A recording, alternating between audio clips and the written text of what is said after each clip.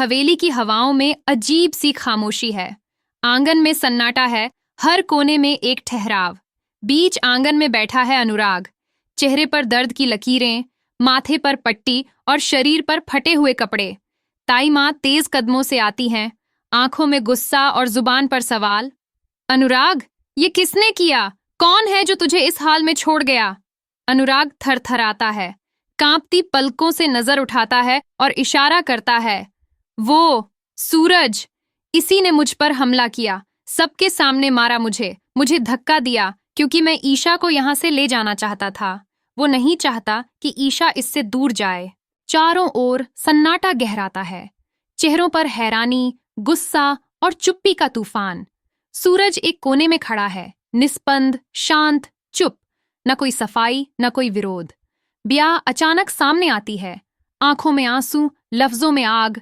तू झूठ बोल रहा है अनुराग, सूरज ऐसा कर ही नहीं सकता। तू अपनी नाकामी छिपाने के लिए उस पर इल्जाम लगा रहा है। काव्या दूर खड़ी सब देख रही है, उलझी नजरों में शक है।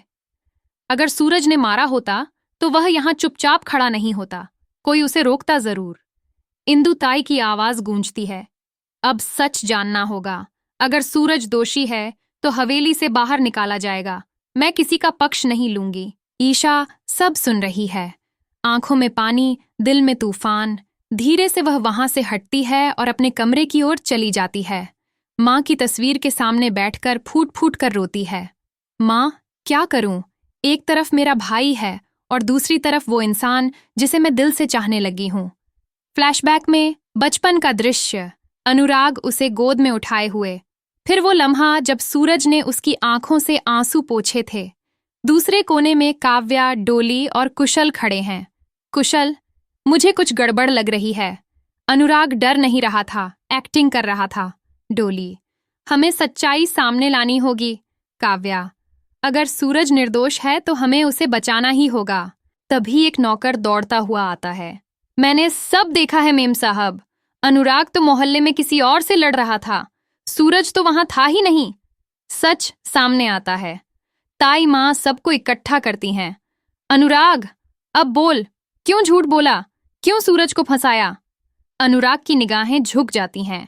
बिंदिया सख्त लहजे में बोलती है, तूने सूरज को नहीं, खुद को गिराया है। ईशा सामने आती है, आंखें नम, स्वर कांपता है। सूरज, मुझे माफ कर दो। मैंने तुम्हारे भरोसे को ठेस पहुंचाई। कभी कभी अपने भी धोखा दे जाते हैं, ये समझने में देर हो गई। सूरज चुपचाप देखता है।